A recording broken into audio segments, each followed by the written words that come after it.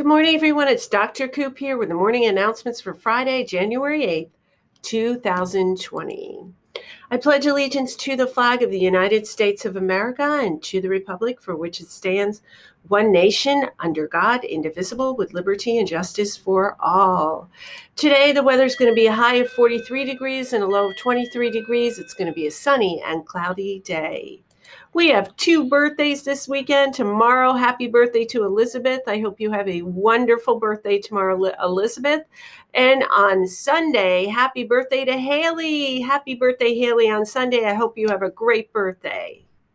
Our story highlight of the day is called Rent Party Jazz.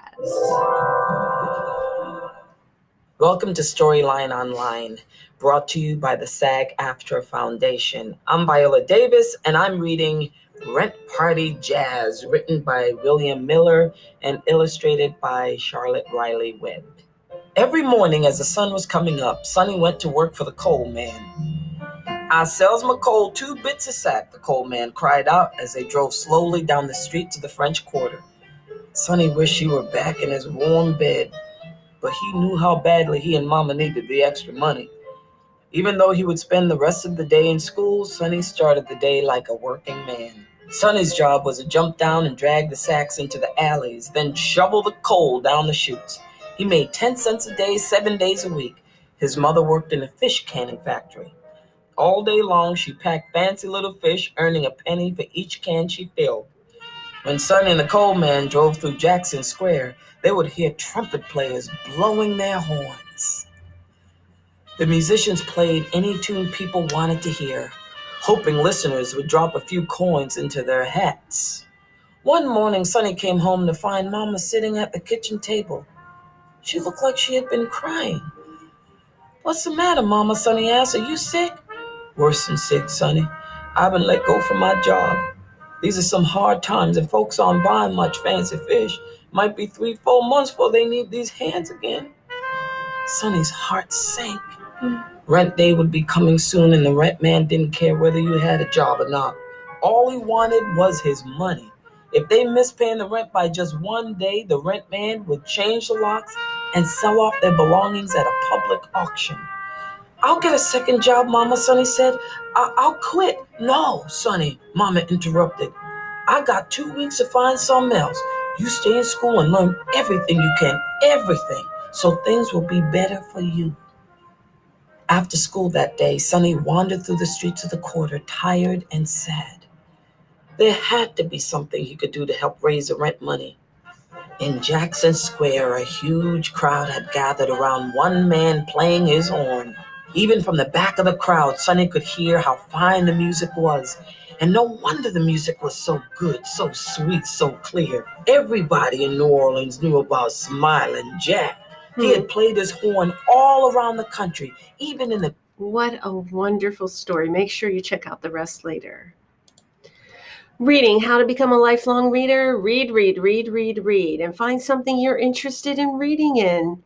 If you need some assistance in finding something, ask Mrs. Basine. She wanders around from time to time with her traveling library, and you could go out and say hello to her and tell her what you'd like to read about, and she will help you find some books. So I want to know what you're reading. Email me at coopk@madisonnjps.org to recommend a book or books. So we have some book recommendations. Thank you all so much.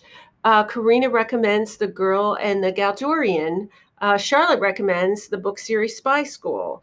Alina recommends With the Might of Angels. Teresa recommends the book My Father's Dragon. Lily recommends the book series Fairy Tale Reform School.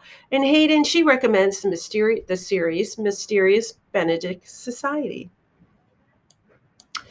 And this day in history, in 1790, George Washington delivers the first State of the Union address in New York City, which New York City is not far from here. In 1815, Andrew Jackson defeats the British at the Battle of New Orleans. And in 1958, Bobby Fischer, here's a picture of him, wins his first chess championship at the age of 14. Our civil rights highlight is Rosa Parks. Her occupation was she was a civil rights activist. She was born in February 4th, 1913 in Alabama. And she died on October 24th in 2005 in Detroit, Michigan. She's best known for the Montgomery bus boycott. So what happened to her was she was made famous because she was sitting on a bus one day and a white man came in and the bus driver asked her to stand up. And she was all settled in her seat after a hard day's work. All the other seats on the bus had filled up. And the bus driver told her to do this and some other African Americans to stand up. And she refused. Rosa said no. And the bus driver said he would call the police. Rosa didn't move, and soon the police were called and she was arrested. Well, she didn't think this was right, and she did something about it. She was charged with breaking a segregation law and was told to pay a fine of $10.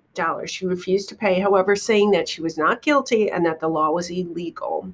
She appealed to a higher court. That night, a number of African American leaders got together and decided to boycott the city buses. That means that they decided they would not ride the buses anymore. And one of the leaders was Dr. Martin Luther King Jr., and he became the president of the Montgomery Improvement Association, which helped to lead the boycott. And here's a picture of Rosa. Okay, everyone, have a wonderful day. Big shout out to Mrs. Kelleher. She is fantastic, and we appreciate her. Make sure you work hard on your assignments, that you respect yourself, you respect others, that you're always kind to yourself. Take care of yourself. Make sure that you're always kind to others, and have an overall fantastic day and even a better weekend. Have a great weekend, everyone, too.